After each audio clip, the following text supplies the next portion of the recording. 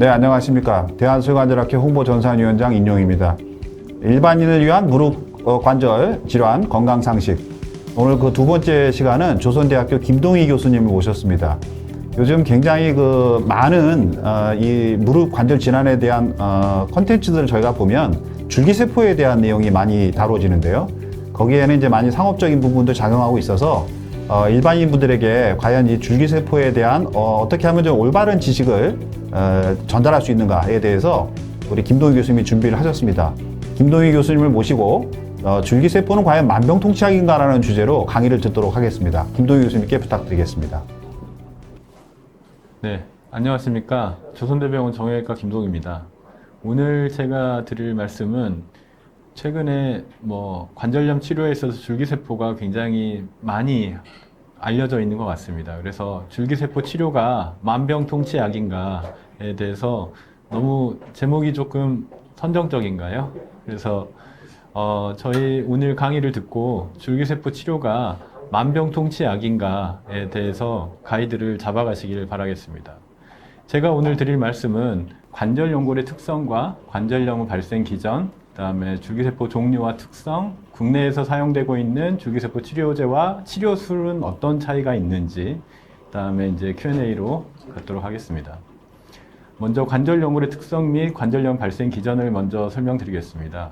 이게 이제 우리 무릎 관절의 모델이 되겠습니다. 하루에도 수십 번, 수백 번씩 무릎은 구부렸다 폈다 체중을 견디면서 쿠션 역할을 하고 있는데요. 이제 그런 기능을 하게 되는 이유는 관절 연골이 이렇게 뼈와 함께 쿠션 역할을 잘 해주기 때문입니다. 이 관절 연골에서 굉장히 중요한 부분에서 이 연골 세포가 있고, 이 세포가 세포 밖에 있는 이런 기질이라 그래서 이 기질을 관리해주는 역할을 합니다.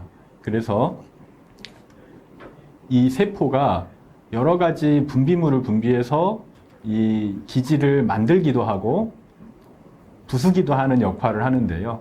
이 세포의 역할이 굉장히 중요하다고 하겠습니다.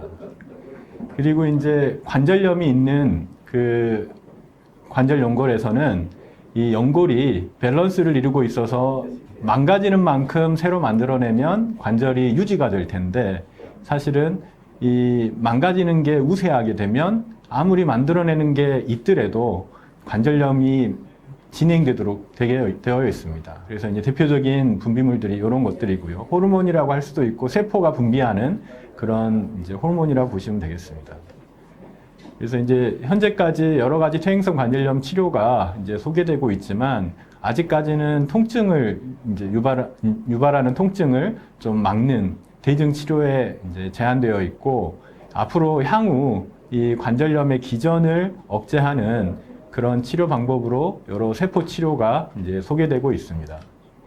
그래서 이제 전통적으로 많이 사용했던 그 세포 치료라고 할 수 있는 방법이 미세골절술이라고 되어 있는데요. 이 그림에서 보시는 바와 같이 이렇게 관절 연골이 손상되어 있는 부분을 긁어내고 뼈에 이렇게 구멍을 내면 그 뼈 속에 있는 좋은 세포들이 연골 부분으로 올라와서 이렇게 치유가 되는 과정이 있습니다. 그래서 이제 역대로 굉장히 오랜 전통을 가지고 있는 치료법인데, 이런 방법을 응용해서 내재하고 있는 세포를 이동시키는 것 이외에 관절 밖에서 연골을 주입하면 어떨까 하는 그런 방법으로 먼저 자기 연골 세포를 채취해서 그걸 실험실에서 숫자를 많이 배양해서 관절에 다시 넣어주는 그런 술식이 이 1995년 이후로 쭉 지금 현재까지 사용되고 있습니다.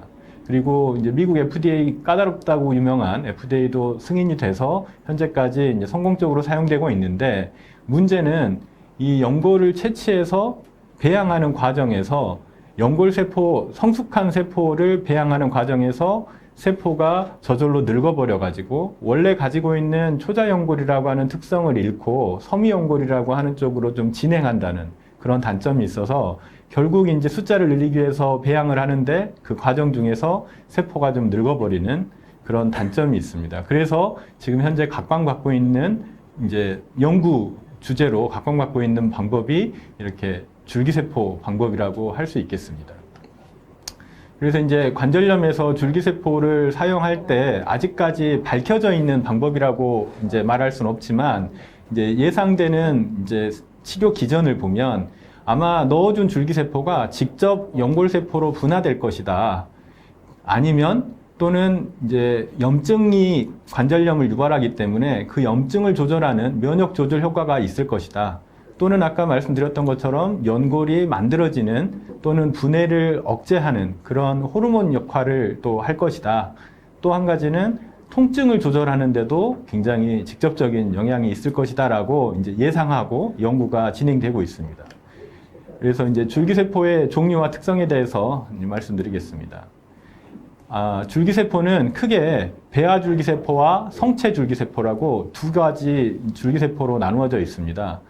이제 배아줄기세포는 사실은 황우석 박사님 사태 이후로 이 연구가 굉장히 제한되어 있어서 되게 배아줄기세포는 이제 처음 줄기세포를 이제 개발하고 연구하는 단계에서 많이 사용되었었고요. 현재 치료에 사용되는 줄기세포는 다 성체줄기세포라고 보시면 되겠습니다. 이 두 가지 줄기세포는 모두 마치 암세포처럼 자기하고 똑같은 세포를 복제하는 그런 능력이 있습니다. 그래서 줄기세포가 있으면 이제 계속 증식이 돼서 숫자가 계속 늘어나고 끝까지 유지된다는 그런 장점이 있을 수 있는데, 그것이 이제 이런 배아줄기세포에서는 이 복제능이 굉장히 뛰어나고요. 그다음에 이제 그러면서도 그 숫자가 많아진 세포가 이제 성숙해 가면서 어떤 이제 근육을 만든다든지 또는 혈관을 만든다든지 이렇게 이제 진행해서 이제 조직으로 분화하는 그런 능력을 다 가지고 있습니다. 그래서 줄기세포는 자가 복제도 되면서 그 세포가 이제 성장도 되는 그런 분화도 할 수 있는 그런 특징을 가지고 있습니다. 거기에서 배아줄기세포는 이게 거의 무한히 그 복제를 할 수 있다는 장점이 있는 반면, 이제 성체줄기세포는 이 복제 능력에 한계가 있고, 이제 상황이 좋지 않으면 이제 분화가 돼가지고 어떤 한 이제 섬유 조직으로 많이 분화가 되지만 어떤 한 조직으로 이제 성장이 돼버린다는 그런 단점이 있을 수 있습니다.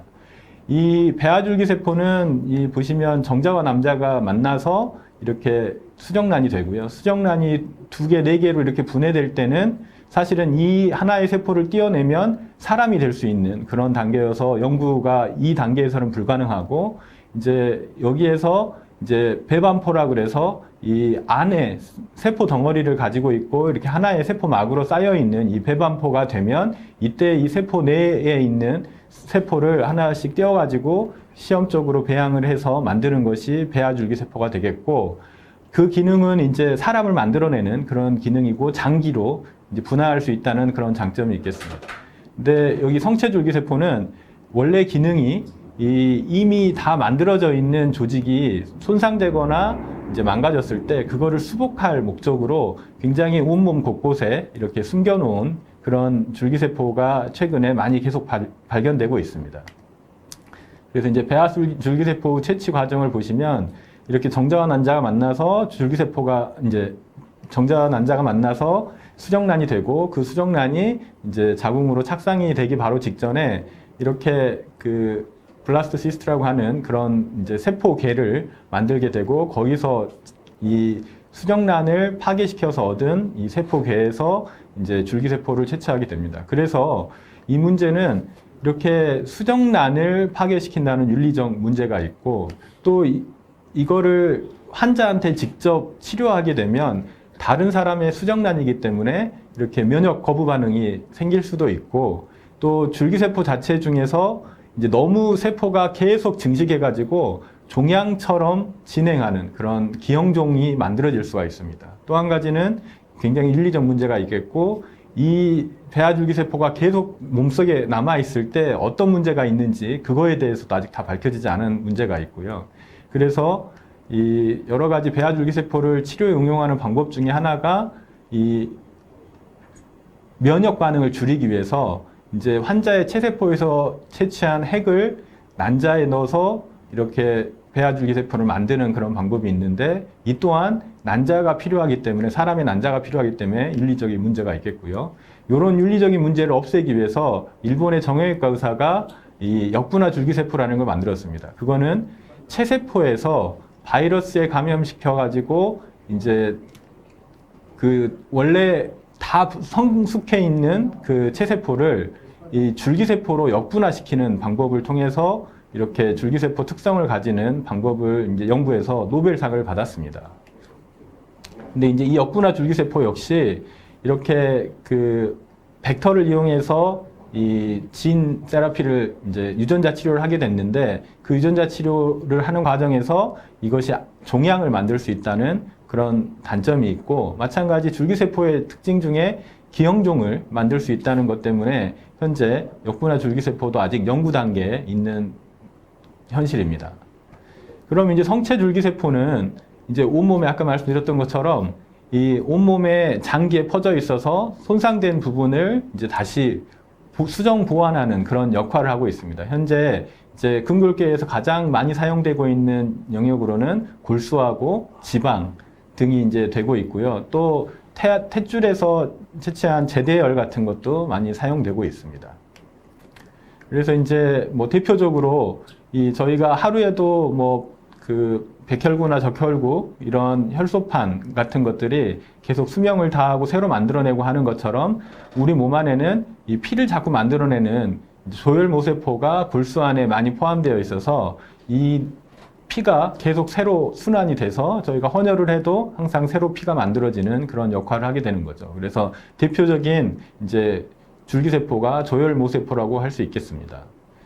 이제 관절염 치료에서 사용되는 성체 줄기세포를 보시면 소스로는 골수, 지방, 그다음에 활액막에서 떼어낸 부분이 많이 사용되고 있고, 또한 제대열에서 떼어낸 이제 줄기세포도 많이 사용하고 있습니다. 각각의 줄기세포의 특징이 있는데, 골수는 오랫동안 사용해 왔다는 장점이 있지만 굉장히 줄기세포의 함량이 적고, 지방세포는 몸에서 많이 채취할 수 있고 줄기세포 함량이 굉장히 많다는 장점이 있지만 마찬가지 뼈로 분화가 잘 안 되고, 활막 역시 이 그 줄기세포의 양이 적고 관절 연골로는 잘 되지만 뼈로 분화가 잘 안 된다는 그런 단점이 있습니다. 제대열은 이제 다른 사람이 주는 이제 동종 소스라는 것이 굉장히 이제 장점이자 단점이 될 수가 있고, 그다음에 장점으로는 이제 줄기세포 자체도 성숙한 이제 성체에서 나오는 것보다는 조금 더 작은 거에서 나올 때, 어린 단계에서 나올 때가 이제 더 줄기세포의 능력이 뛰어나다는 그런 장점이 있겠습니다. 이러한 줄기세포를 치료하는 방법으로 단순히 원심분리 등을 통해서 농축을 시켜서 추사하는 방법이 있고, 그거를 다시 세포로 배양을 해가지고 줄기세포 양을 늘리는 방법이 있겠습니다. 줄기세포가 아무래도 숫자가 많아지면 당연히 그 능력이 뛰어나지겠지만, 마찬가지로 실험실에서 키우는 과정 중에 이제 문제가 생길 수가 있다는 단점이 있겠고요. 단순히 주사하면 이제 굉장히 이제 그런 오염되거나 문제가 생길 소지가 적어진다는 장점이 있지만 결국 이 양이 적다는 단점이 있겠습니다. 그리고 이제 그거를 환자한테 전달할 때 그냥 관절강에 주사만 하면 굉장히 간단하고 좋겠지만, 이제 우리가 결손 있는 부위에 직접 그게 도달을 하겠느냐라는 문제가 있겠고, 이제 수술해서 넣어주면 전통적으로 고식적인 방법이기 때문에 굉장히 좋지만, 굉장히 이제 상처를 내고 무릎을 열고 수술하는 그런 공격적인 수술 방법에 대해서 이제 단점이 있겠습니다. 그래서 이제 연구도 이렇게 많은 임상 연구가 시행되고 있고, 최근에 이 쉬운 방법으로 채취해서 관절 안에 주사하고 있는 방법이 연구로 많이 시도되고 있습니다. 아직 그렇지만 이 방법이 이제 공인화되지는 않은 방법이 되겠습니다.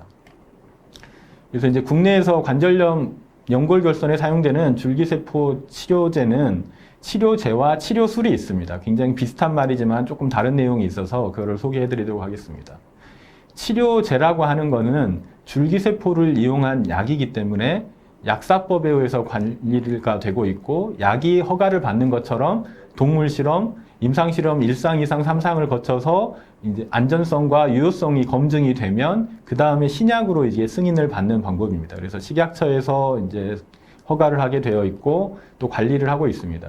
이제 약이 개발하는 과정 중에는 당연히 환자가 약품료에 대해서 비용을 부담하지 않고 허가받은 후에만 환자가 비용을 부담하게 되어 있습니다. 줄기세포 치료술은 저희가 마치 골절에서 뼈가 결손이 돼 있어서 거기 뼈를 채우기 위해서 뼈를 띄어서 놓은 것처럼 환자에서 추출할 수 있는 줄기세포를 최소한의 조작을 통해서 추출해서 농축을 하든 어떻게 추출을 해서 최소한의 조작만을 통해서 환자 결손 부위, 연골 결손 부위에 이식하는 방법으로 그런 수술적 치료와 비슷한 방법으로 연구가 되어 있는 연구를 바탕으로 해서 안전성과 유효성을 입증해서 신의료 기술이라고 하는 그런 그 항목 하에 보건복지부 신의료기술평가회 네카라고 하는 곳에서 허가를 하고 있습니다. 그래서 현재 줄기세포 국내에서 허가받고 있는 줄기세포 치료제는 한 가지밖에 없고요. 줄기세포 치료술은 이 골수에서 사용한 그 줄기세포를 이용하는 방법과 지방에서 채취한 지방을 농축시켜서 하는 두 가지 방법밖에 없다고 보시면 됩니다. 그렇지만 이 적응증이 있어서 15세에서 50세 이하의 연골 결손이 심하게 망가져 있지만 크기가 2에서 10제곱센티미터 미만의 크기에 한해서만 이 골수에서 뽑은 줄기세포 사용이 가능하고요. 그 다음에 이제 지방에서 유래한 세포는 마찬가지로 관절염이 3, 4단계로 진행되어 있는 관절염에서 수술적인 방법을 통해서만 지금 현재 허가를 받고 있습니다. 그래서 이 치료제가 허가받은 치료제인가 아닌가는 이렇게 식품의약품안전처 이 홈페이지에 들어가 보시면 확인할 수가 있고요. 이 치료술 역시 이렇게 허가되어 있던 내용들이 다음과 같은 그 웹페이지에 나와 있습니다. 제한적 의료기술은 현재 골수에서 유래한 줄기세포하고 지방에서 유래한 줄기세포 두 가지만 허가를 받은 상태이고 지방에서 유래한 줄기세포는 현재 이제 곧 연구 종료가 돼가고 있습니다. 그래서 이제 그 환자 케이스를 보시면 이렇게 내측 내반슬을 가지고 있고 연골 결손이 있었던 환자에 대해서 저희가 절골술이라 해서 다리 모양을 바꾸는 수술을 하면서 그 골수에서 유래한 줄기세포를 이렇게 처치하고 쇠 뺄 때 이 관절 안에 다시 보면 과거보다는 조금 좀 좋아진 걸 볼 수가 있는 상태이고요. 그다음에 이제 줄기세포 사용하는 그런 방법은 현재 그 제대열에서 뽑은 카티스템이라고 하는 그 제품만 있는 것으로 알고 있습니다. 그래서 이제 마찬가지로 54세 여자 환자고 내반슬인데 관절 안에 연골이 이렇게 MRI에서 결손이 되어 있고 그 환자에 대해서 뭐 수술 영상은 넘어가도록 하겠습니다. 보면 연골이 결손되어 있는 데를 처치를 해서 세포를 이식하고 나서 이제 다리 교정 절골술을 같이 하고요. 이 쇠를 뺄 때 관절 안을 다시 살펴보면 이렇게 연골이 좀 찰 수 있는 걸 확인할 수가 있습니다. 그래서 이상으로 저의 강의는 마치도록 하겠습니다. 네, 감사합니다.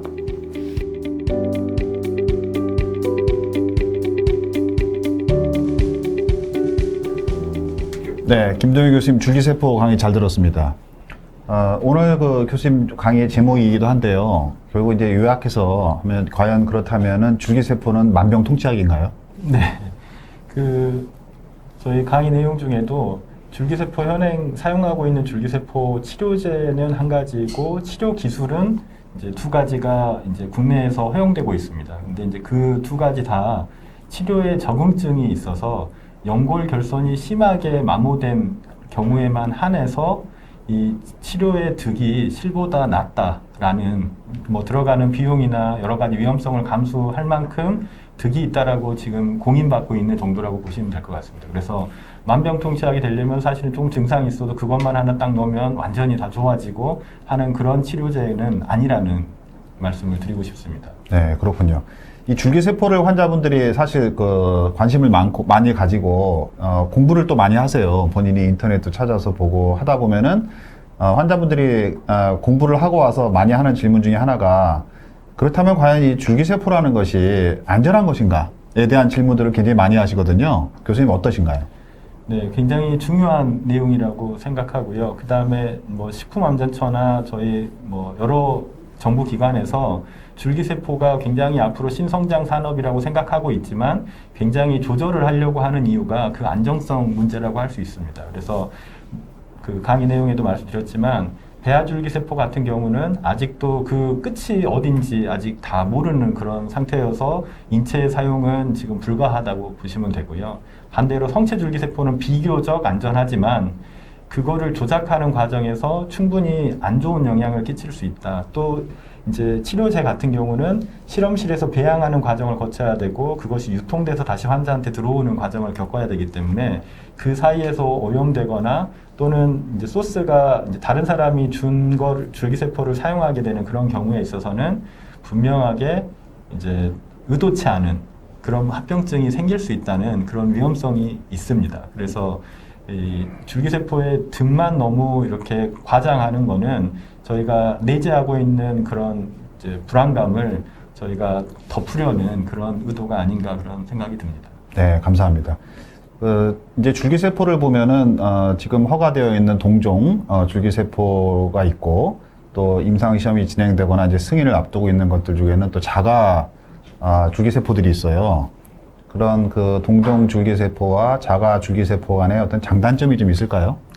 네, 뭐 당연히 자가 줄기세포는 자기 것을 바로 뽑아서 배양 과정을 거치지 않고 바로 이제 주입을 하기 때문에 이제 면역 반응이나 또는 그런 과정이 절차가 적기 때문에 감염에 노출될 기회가 적다는 장점이 있습니다. 그렇지만 단점으로는 저희 몸의 줄기세포는 곳곳에 조금씩만 숨어 있기 때문에 그걸 아무리 농축한다 하더라도 충분한 효과를 낼 만한 양이 좀 부족한 실정이기 때문에 이제 굉장히 프레시하고 그다음에 감염이나 오염될 가능성이 적음에도 불구하고 이제 효과가 아직까지 그렇게 치료제로 검증을 받지는 못하고 치료술로 사용되도록 허가받은 정도라고 보시면 되겠고요.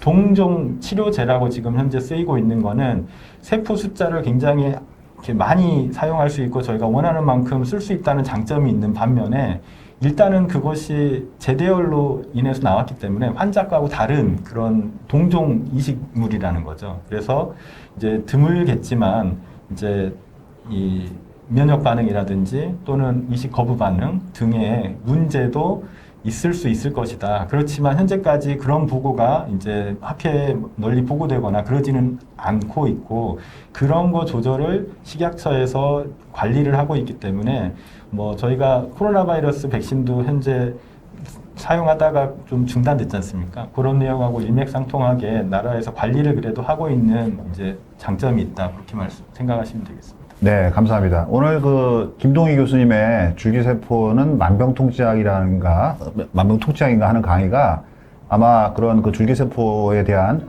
일반인 분들의 이해를 넓히는 그런 좋은 강의가 됐다 이렇게 생각합니다. 오늘 그 강의 주신 김동희 교수님 감사드리고요. 오늘 강의는 이것으로 마치겠습니다. 감사합니다.